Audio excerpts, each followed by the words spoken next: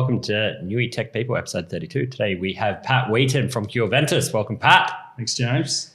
For the people that don't know who you are, give us a quick overview. Where have you come from? Who are you? What do you do? Father of two. Yeah. Live locally in Newcastle. Grew up in Tamworth. I, from a big family, grew up in Tamworth and came to Newcastle to university. Had a clinical background, started studying radiography, and then radiography kind of took me around the world, working over in the UK. It was a bit of a tour of duty for most people at that time.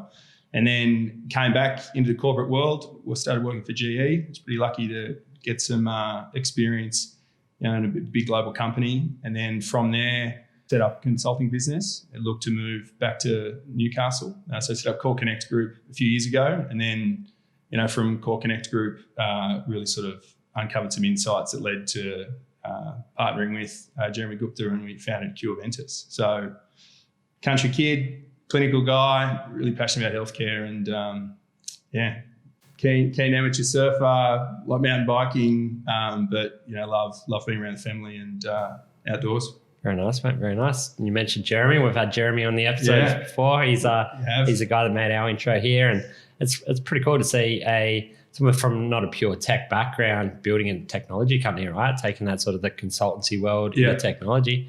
Tell us a little bit about how that's come about.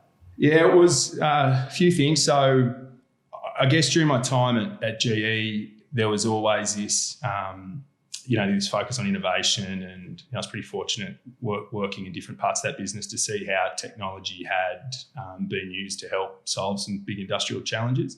And also then through consulting work, you're looking at ways to solve a problem. So I always kind of credit a country background. You kind of, I love problem solving, and technology is just that, that problem solver for me, and that enabler of outcomes. The other thing that kind of led to tech is one of my brothers, actually a Newcastle-based company called Hunter Oceanic. They set up a software platform for maintenance of super yachts, asset management and maintenance of super yachts. And I was able to kind of observe these guys kind of, pull their technical knowledge into creating software. And that was always in the back of my mind. So I'm seeing this, software startup, seeing closely from my brother's perspective. And then, it just all sort of came together, and, it was obvious that technology was going to be an opportunity to, solve a lot of the problems that we're observing. And that's sort of how it came about. Yeah, nice. So CureVentus was born? Yeah, so through the consulting engagements, we'd applied, similar framework. On the consulting, sorry to cut you off, mate. Tell us about that consulting side first, because that'll allow us to sort of grow. Yeah, okay. Yeah, so Core Connect Group, I set it up after working, within the corporate within the corporate world, in response to something we'd sort of seen where healthcare businesses had sort of struggled to, access specific kind of leadership expertise and operational expertise. So often people I was interacting with, they were subscale. They didn't have, a marketing department, an IT department. They didn't have that kind of structure that big organisations have, and I guess what I'd been working within. And so I set up Core Connect Group, around the basis of providing healthcare clients with access to specific core competencies. Yeah, it's a Core Connect Group. And that core competencies sort of came in the form of people who had worked operationally in healthcare, who had specific skills that I thought would be valuable to healthcare clients. I've always been purely focused in healthcare. I think, it's an area I'm really passionate about, and there's an area there's a lot of opportunities. Yeah, so the consulting business, a team of people who were sort of senior healthcare execs, people who had worked operationally, and we were helping with strategy, operations management, and we still do today. But through those engagements, there was a kind of consistent need, and that need is sort of clearly articulating a strategy, allocating tasks, that operational execution piece, and then also that need to track and implement. And so through engagements, we created a bit of a framework to do that, and then it was really sort of smacked me in the face that there was that need, that opportunity to turn that into, a platform, right? So, we were fortunate. There's, a lot of opportunities in health, and we kind of, with some of the other folk, we kind of realised that there's a big opportunity there to make it more scalable. And for me, software, technology is the way to do that. So that's how we kind of converted the consulting into CureVentus. Very nice. I love hearing of people that know their patch and then using technology to help provide or build a scalable business off the back of that. I think there's definitely a higher degree of success off the back of a company really knowing what they do, know their area, know their clients, know the problem, and then using technology to sort of help solve that and scale that. Yeah. So I think we observed that it probably more the fundamental things of how healthcare organisations operate. Yeah. And I think like healthcare is full of like really, really smart people. Like, there's no shortage of intelligence in healthcare, and you got these really committed people. But I kind of also observed that they were generally pretty low in the, I guess, adoption and sophistication in some of the proven leadership principles and organisational leadership principles. And there's also a bit of a general hatred for management speak and the concept of consultants kind of coming in. So we went to great lengths to always make sure that we weren't, operating like consultants. We really kind of looked to embed ourselves, really understand the business, and then provide our clients with, a framework for them to, direct their energy and their intelligence to getting outcomes. So that then translated perfectly into a technology and a software approach. So for us, the greatest success we have had in consulting engagements has been where we've helped extract a strategy, help articulate a strategy from those really smart people in the business, and where we've just helped create that framework for them to, to execute on it. Yeah, nice. And so that's how it's all kind of come together. Nice. And obviously you've gone about it through partnering up with a strong technical guy in Jeremy. Yeah. How did you and Jeremy meet? Yeah, we've known each other a long time, sort of socially common circle of friends. The thing with Jeremy is he's from this medical family, right? So his parents are doctors, brothers, his wife's a nurse. He's a medical guy who has this really strong tech background. Yeah. So we quite often, catching up socially, you'd be kind of sharing notes on, how messed up healthcare is. And, I always have looked to other industries to help solve those problems within health. And Jeremy was always someone whose approach and his logic I always really respected. And, it was actually, I'd been at a conference and I knew, so when Jeremy was sort of planning on moving to Newcastle, I knew that we wanted to do something together. We wanted to do something in health. But I was kind of kicking around a few different approaches to solving the problem.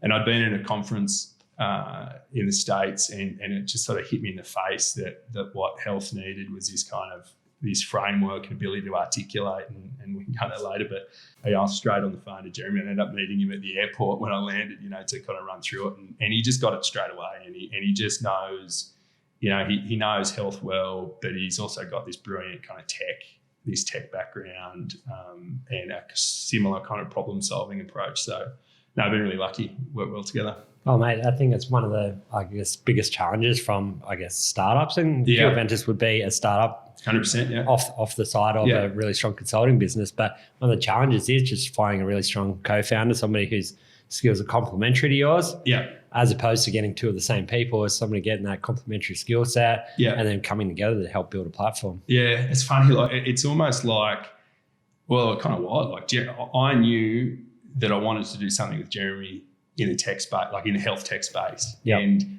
it was then refining what that would look like. That took a bit of time. So you're spot on. You get the right people, complementary skill set. It's you're a long way towards being able to achieve some meaningful outcomes. So you and Jeremy have teamed up, right? Jeremy's obviously the tech leader within your company. You don't come from that pure tech background. How have you found that sort of that division of roles? How technical are you within the company and the role? Is that you come up with an idea and Jeremy will build it, or is there an overlap there? How's it come for somebody like yourself coming from that?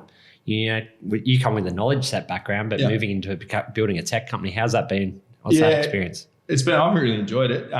So I've been pretty fortunate that through the consulting work, we've been involved in a few, interacting with a few early stage health tech companies. And, and again, I'm fortunate that I've got a good network of people who have been on a similar journey. So I've been close to a couple of health tech startups, and they've kind of provided some really good mentorship on how to approach things. And I trust Jeremy 100%. he takes the lead, all things technical, but we've got a really good sort of interaction. We've got a really good sort of mechanism for him being able to break down the technical items so that I can digest them. Yeah. I make sure I at least ask the question on all details, but I only want a kind of inch deep response. That's all I can handle. And Jez is really good at just giving the updates on tech approach and the process and the technical details in a way that I can comprehend them. So.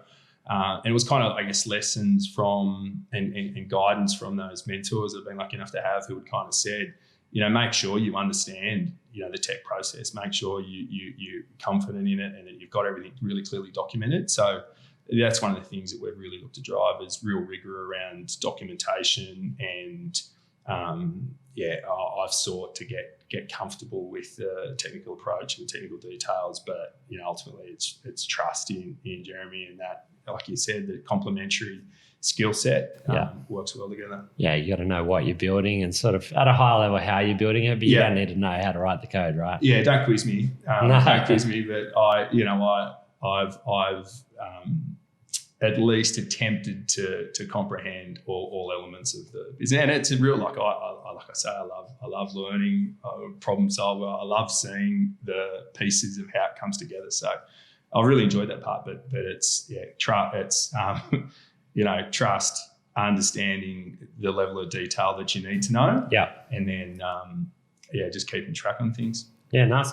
Mate, from a side part to that, transition from a consultancy business, which is obviously revenue generating in one way, to it'll become a software as a service business, right? Yeah.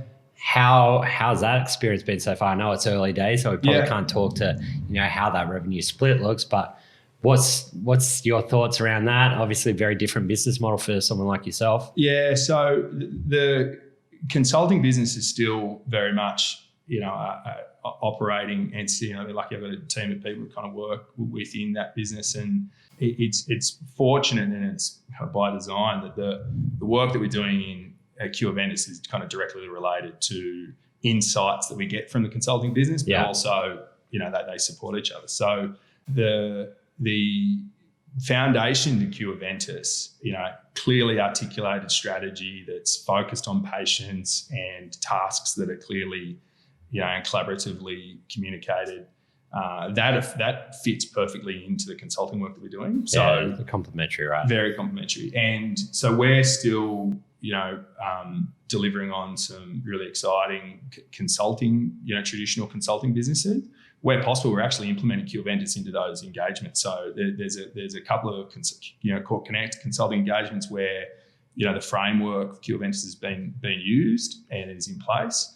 And then equally, as a part of implementing the CureVentus framework, where there's a professional service piece there, to help support clients. So the approach we've taken is that there's a combination of professional service and then software as a service.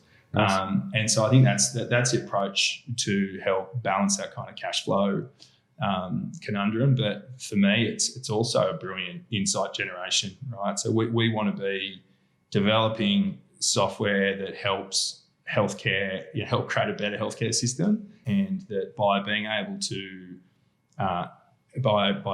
support our clients in implementing that, it not only helps create a bit of professional service, but it helps make sure that we're capturing those insights from the clients that we're working with. Yeah, for sure. You got people in the field having these conversations day in, day out, feeding that back into the software that's being built. Yeah, it's powerful.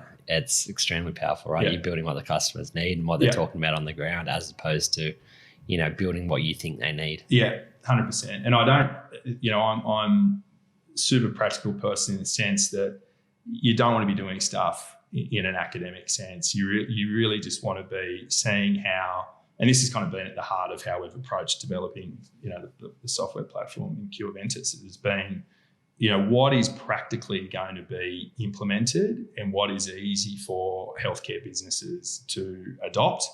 And, we see that that'll be an evolving beast. So we want to keep really close to customers, and the professional service engagement in that is the way that we're going to do that. Very nice. Mate, healthcare obviously relatively traditional industry. Yep. You've mentioned you've been involved or been around some other health tech startups. Yep. Where do you see the change in your industry? Is it just continuation of more and more health tech startups? There's obviously a lot of traditional business that's not going to change overly quickly. Yeah. What's the change you've seen? Let's start with what's the change you've seen most over the last 3 to 5 years? Yeah, very good question, James. So like health, I'd say the big trends. So, and it's across a lot of industry, like this increasing consumer, the consumer centricity, the sophistication of consumers, heaven forbid, Google reviews for doctors and people demanding much more from their, medical providers. So that's definitely been a big change that we're seeing. Historically, healthcare providers haven't really had to be operating in this sort of super competitive consumer-driven environment, and but now they certainly do. And be it a public hospital, private clinic, you're under scrutiny from the public, and rightly so. Like the consumer should have a big say in health. So I think that's one big piece. The other, and kind of connected, is that there's just much more competition. So either competition for funds, if you're operating in the public sector, or competition from traditional competitors in a private setting. So operators of healthcare businesses are having to be much more considered in their strategy and how they operate. And so the traditional kind of things of competitive forces are really in play in health. Yeah. And then the third one's the challenges of staffing these businesses. So ultimately healthcare is the ultimate people business, right? Yeah. So you're operating for patients. You operate for patients with people. You're often liaising, working for referrers. So you got this real kind of complex people model, and businesses are finding it tough to attract and retain. This as well as anyone, like the millennial workforce. People expectation they're going to shift careers all the time. So it's really hard to find staff, and especially the really highly trained, staff that these healthcare businesses need. It's tough to find people. So, I'd summarise those as people, the staff, retaining talent, the competition, and then the kind of consumer focus. They're the big things that we're kind of seeing. Yeah, nice. I'll definitely come back to that people part. What do you see going forward? More of the same, or is there anything else that's sort of coming down the pipe that you think is going to be a significant impact over the next couple of years? Yeah, like there's a big trend, like the kind of value-based care is a bit of a buzzword, and so the basis for value-based care is that the healthcare providers get paid for the outcomes that they deliver, and that might be in a public setting, readmission rates, but even on a smaller single clinic scale, like value-based care to me is around, do people value the outcome that you're delivering to them? Yep. And I guess it comes back to more that kind of that consumer-driven care. So I think that's going to continue to be a real driving force. This whole concept of that you need to be delivering outcomes to succeed. That's either your payments will be linked to the outcomes that you deliver, or that consumers will, ultimately their payments, the consumers will judge you on the outcomes that you deliver. So I think that's a big one. The other, and there's a lot of tech, a lot of hype around artificial intelligence, particularly like my kind of core background was medical imaging, and I still do a lot of work in medical imaging. AI, super, overused, and poorly understood change. And I think that AI, it certainly has, so much application within health, but how it fits, the regulatory considerations, all that's kind of a big consideration. There's a whole heap of, and it thing with health is that there's so many different markets within healthcare, right? So you're kind of seeing within aged care, Royal Commission, you kind of think the Royal Commission around aged care, it's about that kind of consumer, that increasing expectations from consumers, and again, rightly so. Medical imaging, GP, like there's a lot of sub kind of sectors within healthcare that are all facing their own, emerging trends. But increased focus of outcomes. And that's ultimately what CureVentus is about, is helping healthcare organisations make sure they're focused on outcomes. So no surprise, I kind of say that's one of the emerging things. No, mate, hey, if you're tying your business in with, where you see the future, obviously very smart way of operating. The other thing is like the increase, and again, these are not unique to healthcare, but the increase in availability of data and how data is used. I think some really, exciting applications for that kind of population level data. People are increasingly capturing their personal data on phone, on watches and whatnot, and then how that flows through into a connection to outcomes. Who has access to it. There's a whole heap. And the problem is like the challenges in health, are so big. Like it's just this enormous challenge. And you see, the percentage of GDP spent on health in developing world's not sustainable. So people are just always scrambling of, how do we solve these problems? But, it is so complex that often progress isn't being made because the attempts to solve the big problems in healthcare at a big, broad population level just take so long and there's so many complexities. So, we kind of see our role in helping, create a better healthcare system, sort of more from the bottom up, from the provider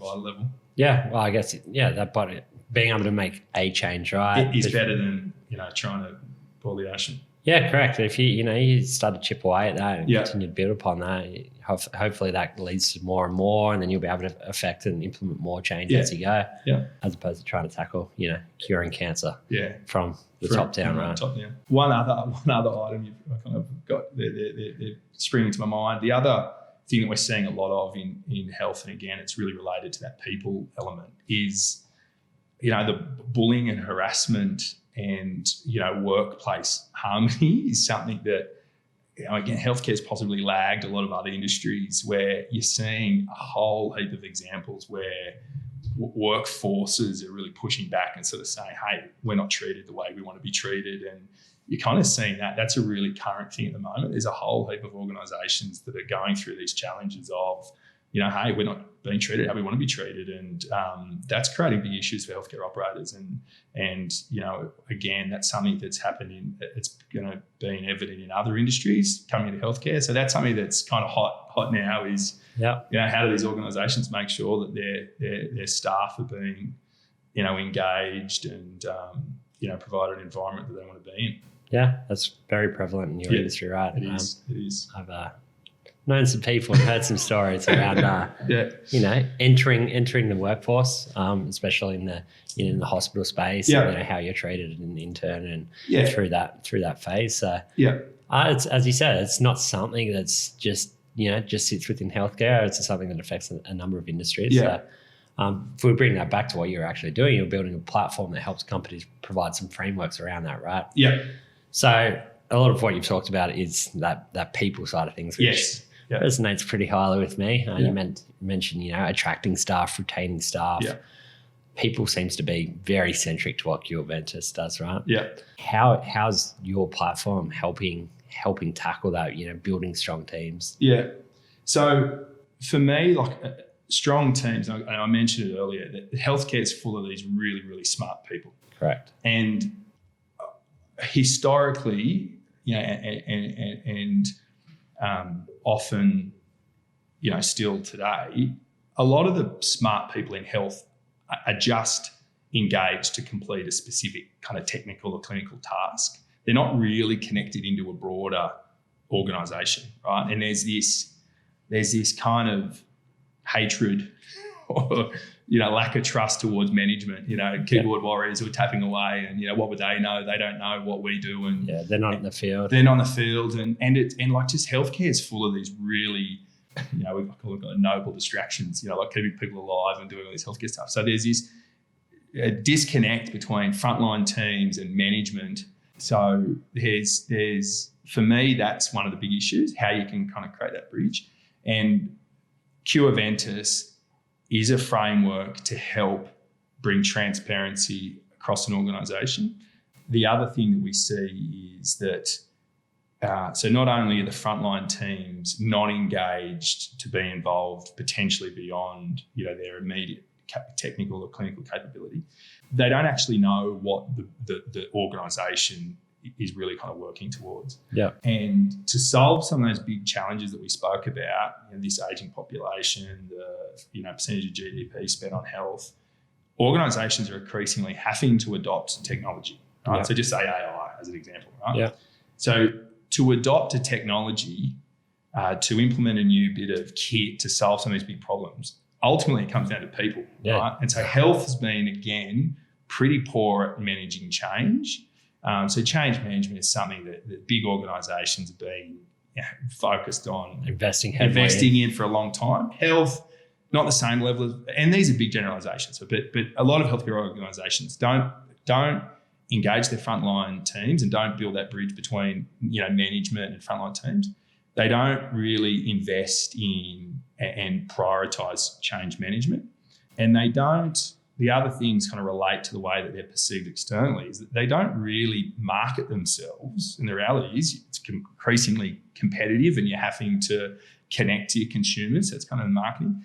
They're not great at articulating what they're about to either their patients or referrers. So what CureVentus is a software platform that helps an organisation really clearly articulate what their priorities are. And just something that's unique with CureVentus is we believe that patients and people should be the centre of a healthcare business's strategy, right? So for us, good business in healthcare is having a strategy that's really got patients and staff at the centre. Yeah. So what CureVentus does is it encourages you to set your strategy around patient and people outcomes. And then it helps you break that strategy down into actionable items. So the key thing that we see is that no shortage of really smart people in healthcare, really well intended, often great strategic plans, but poorly executed. So you see a whole lot of healthcare organisations that just aren't reaching their potential because they're either not clearly articulating their plan or they're not executing on it. So CureVentus, simply strategic, a framework that helps you just document what you're all about. And we're encouraging, we kind of help make sure that's focused on patient and people. It then breaks it down into specific initiatives, like what you're going to do about it. And then even goes down to the next level where individuals within an organisation can set their specific contributions through to that overarching organisational strategy. So what that does, some of the other features, it gives transparency across your organisation. So you kind of see that, hey, Bob, the keyboard warrior, actually these are the key things that he's working on and he's doing really meaningful things to help you serve patients better.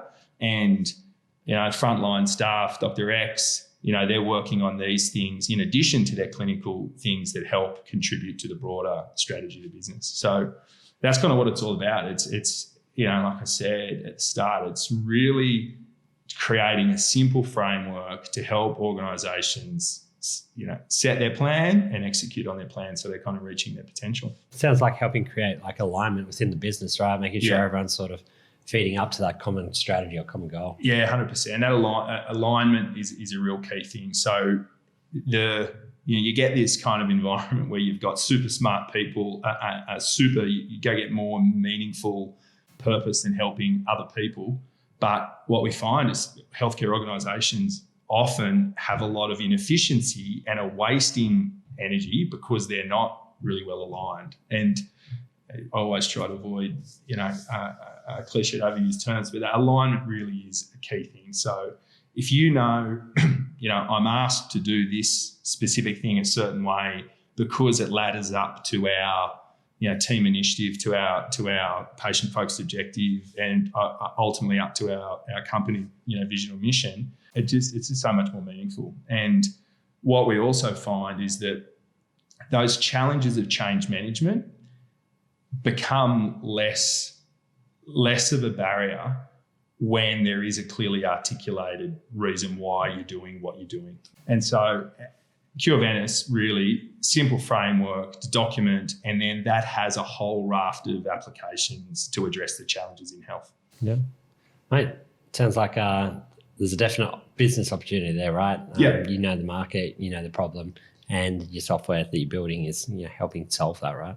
Yeah, well, and but not dissimilar to the approach that the platform encourages, which is focus on patients and people, and outcomes, results will follow. Yeah, it's the same approach we're taking to the business, right? So for us, we're really passionate about making a better healthcare system, right? And so that's about delivering better outcomes for patients and making health as a sector a better place to work, right? So that's the other real important thing that we see, is that people are so the challenges of finding the right people, retaining the talent, making sure people feel engaged and connected, that's a really big challenge for healthcare, and often healthcare workers are kind of the forgotten ones in the equation. So for us, we see that making a better healthcare system is about helping bring a focus to patient and people outcomes, helping to support the people that work in healthcare, and ultimately kind of providing tools to healthcare leaders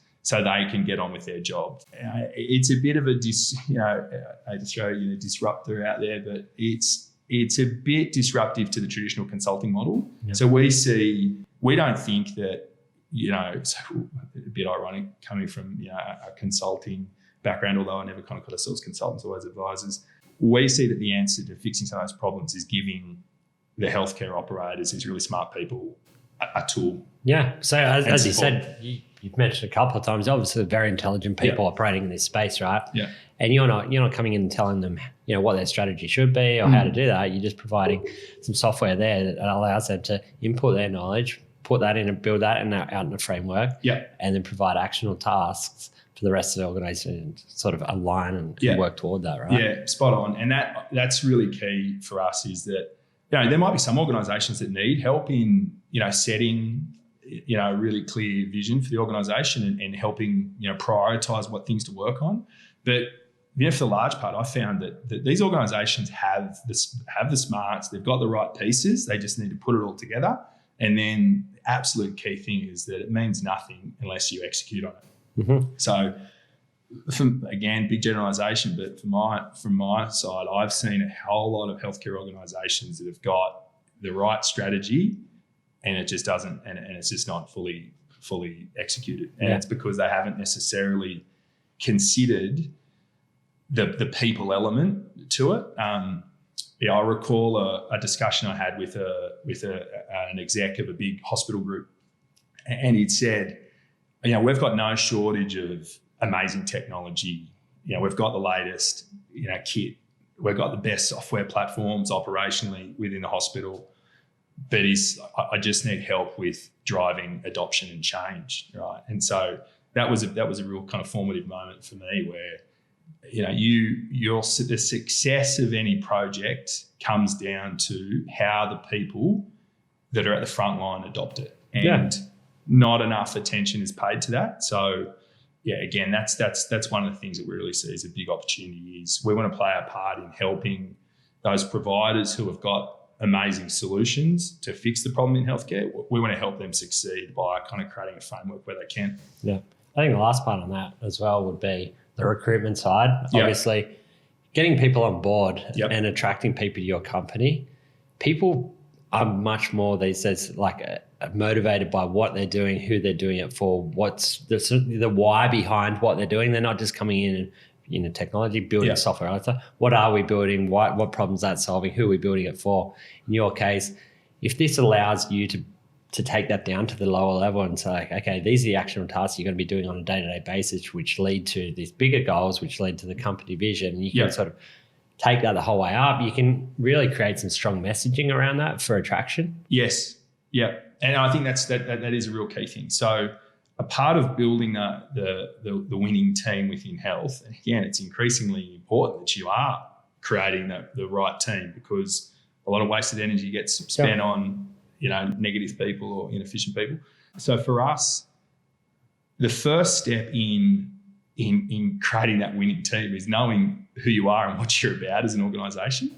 So you can't expect to recruit a star when you don't know what positions are open in your team. So for us, having CureVentus kind of helping you create that really clear record of who you are and what you're about is really stage one of building out a great team. Yeah.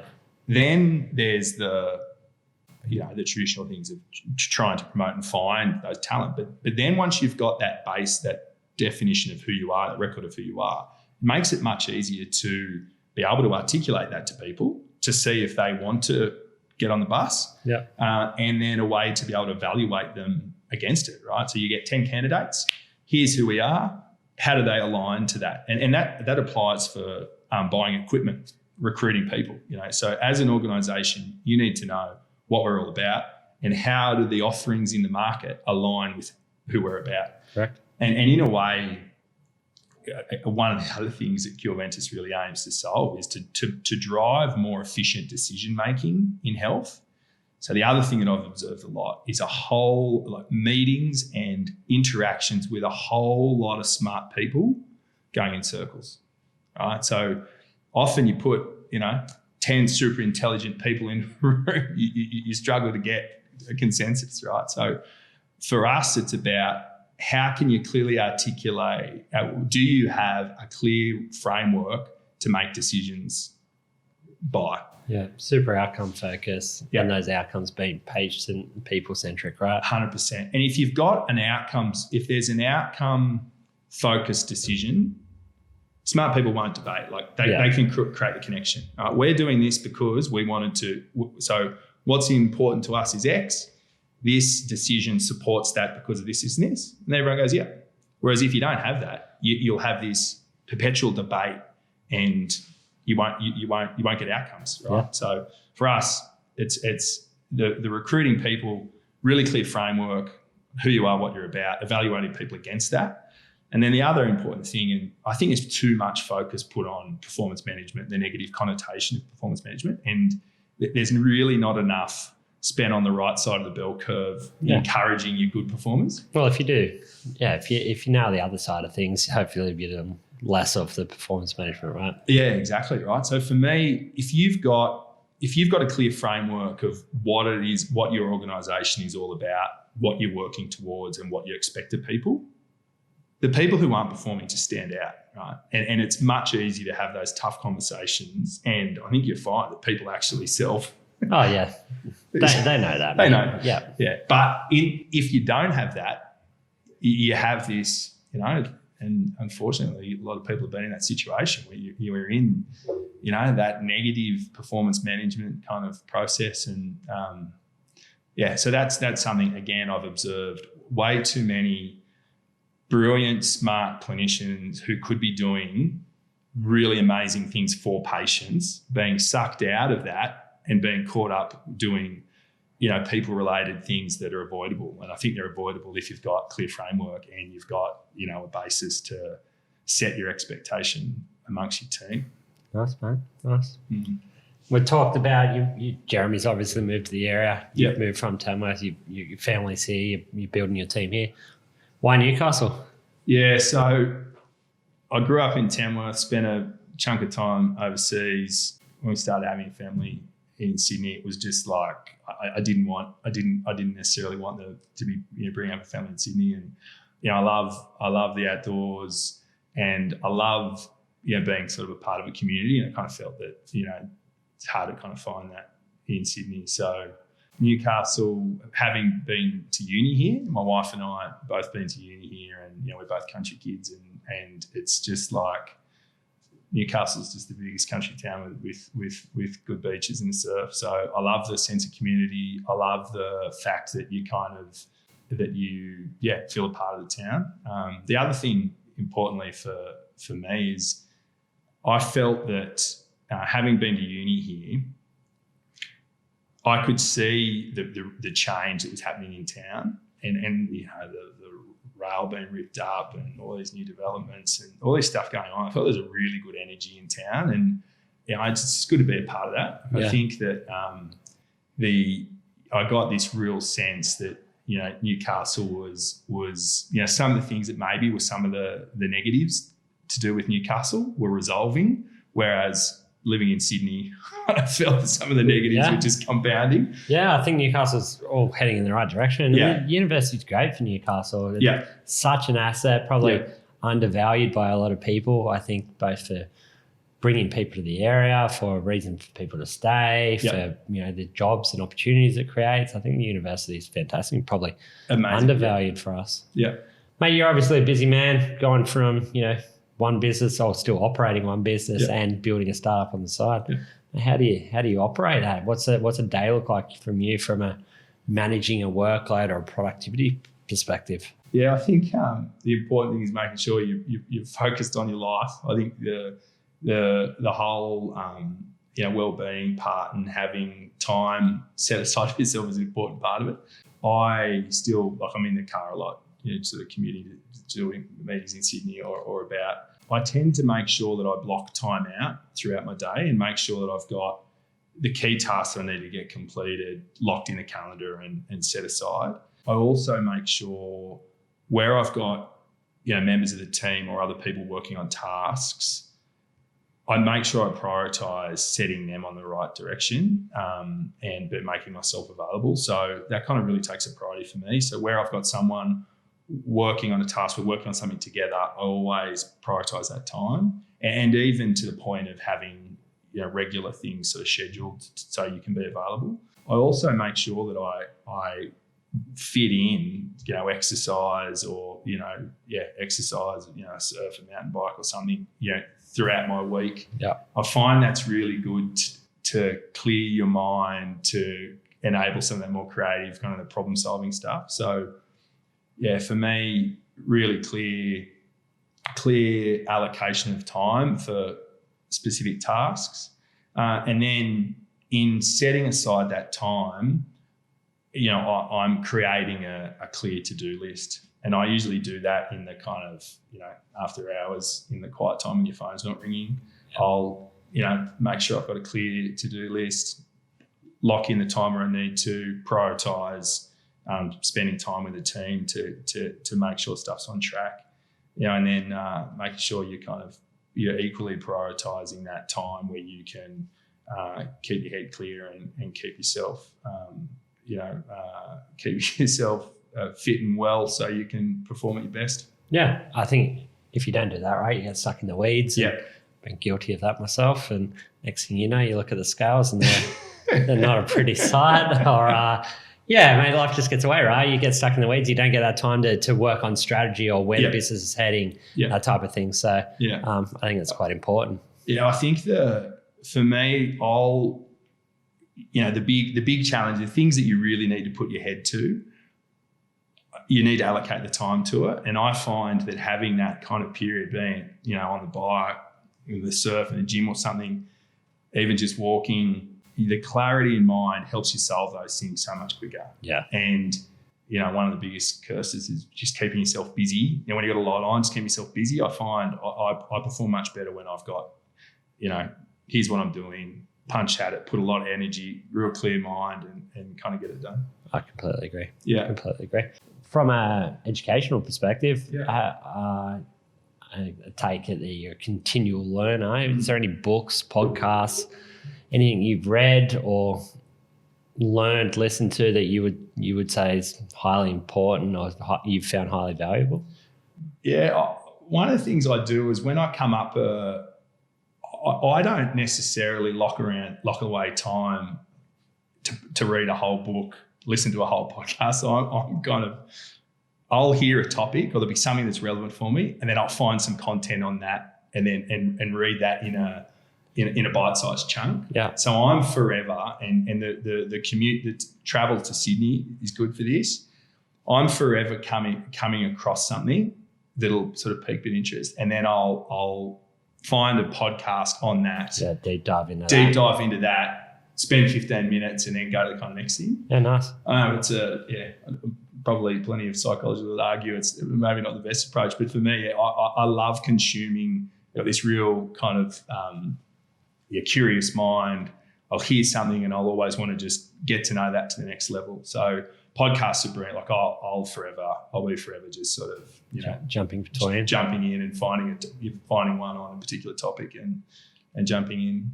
I also like when I'm on a particular project, I like following the knowledge kind of trail as deep as I can on it, be it, working with a particular client. I always like having my learning in context. Like, I'm a real kind of practical learner. So just sitting aside and reading listening to a podcast, reading a book that's not in the context of something I'm doing doesn't really, my comprehension's lower. Yeah. So if I'm starting a project with a particular client, I'll go really deep on their, history about them, any material I can read. So for me, that's where I kind of get most of my learning. It's always really in context and